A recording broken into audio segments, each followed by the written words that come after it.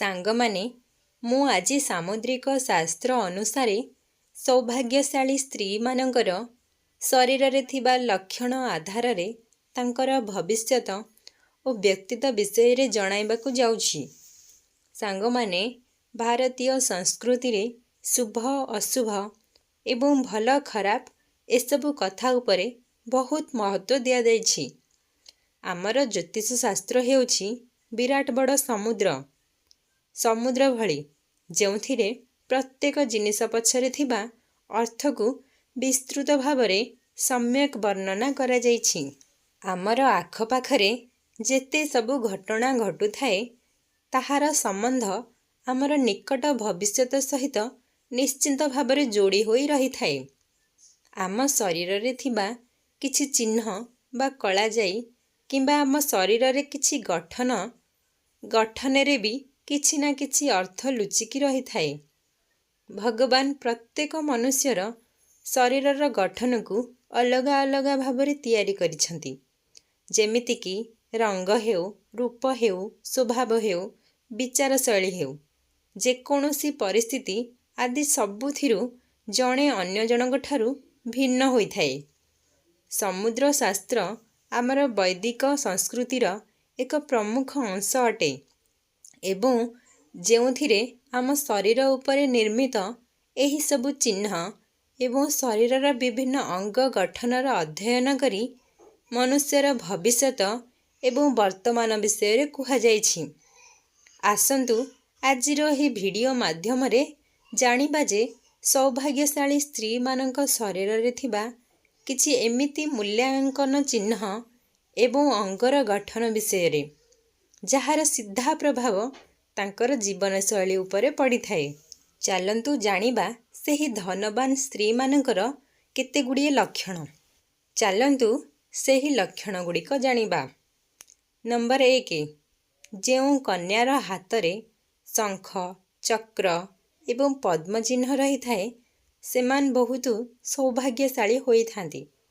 ତାଙ୍କ ଜୀବନରେ କେବେ ବି ପଇସାର କମି ହୋଇନଥାଏ। ନମ୍ବର 2, ଯେଉଁ ସ୍ତ୍ରୀର ନାକ ସିଧା ଓ ପତଳା ହୋଇଥାଏ, ସେମାନଙ୍କୁ ସୁନ୍ଦରତା ଏବଂ ଭାଗ୍ୟର ପ୍ରତୀକ ବୋଲି ମନାଯାଇଥାଏ। ଏମିତି ସ୍ତ୍ରୀ ଘରକୁ ଏବଂ ଧନ ସମ୍ମାନ ଦେଇଥାନ୍ତି। ନମ୍ବର 3, ଯେଉଁ ସ୍ତ୍ରୀର ଆଖିରେ ଚମକ ଦେଖାଯାଏ ଓ ଆଖି ମଧ୍ୟ ବଡ଼ ବଡ଼ ହୋଇଥାଏ, ସେ ସ୍ତ୍ରୀର ଜୀବନରେ କେବେ ବି ଧନର ଅଭାବ ଦେଖାଯାଇନଥାଏ। ତାଙ୍କର ଜୀବନ ସର୍ବଦା ସୁଖମୟ ହୋଇଥାଏ। ନମ୍ବର 4, ଯେଉଁ ସ୍ତ୍ରୀର କାନର ତଳଭାଗ ମାଂସଳ ହୋଇଥାଏ, ସେ ସ୍ତ୍ରୀ ବହୁତ ଭାଗ୍ୟଶାଳୀ ହୋଇଥାଏ। ସେ ସ୍ତ୍ରୀ ନିଜ ସ୍ୱାମୀର ଉନ୍ନତିରେ ହାତ ଥାଏ। ନମ୍ବର 5, ଯେଉଁ ସ୍ତ୍ରୀର ବାଳ ମୋଟା, କଳା ଏବଂ ଲମ୍ବା ହୋଇଥାଏ, ସେ ସ୍ତ୍ରୀ ଧନବାନ ହୋଇଥାଏ ଓ ନିଜ ପରିବାର ପାଇଁ ସମୃଦ୍ଧି ଆଣିଥାଏ। ନମ୍ବର 6, ଯେଉଁ ସ୍ତ୍ରୀର ହସ ସୁନ୍ଦର ହୋଇଥାଏ, ସେ ସ୍ତ୍ରୀ ସୌଭାଗ୍ୟଶାଳୀ ହୋଇଥାଏ। ତାଙ୍କର ବୁଝାମଣା ମଧ୍ୟ ଉଚ୍ଚ କୋଟିର ହୋଇଥାଏ। ତାଙ୍କର ଏପରି ଅଭ୍ୟାସ କାରଣରୁ ତାଙ୍କର ପୂରା ପରିବାରର ସମସ୍ତ ସଦସ୍ୟ ଅତି ଖୁସିରେ ରହିଥାନ୍ତି। ନମ୍ବର 7, ଯେଉଁ ସ୍ତ୍ରୀର ସ୍ୱର ମିଠା ହୋଇଥାଏ, ସେ ସ୍ତ୍ରୀ ନିଜ ପରିବାର ପାଇଁ ବହୁତ ଲକି ହୋଇଥାନ୍ତି। ନିଜର ଏପରି ଶବ୍ଦ ଦ୍ୱାରା ପରିବାରର ବିକାଶ କରାଇଥାନ୍ତି।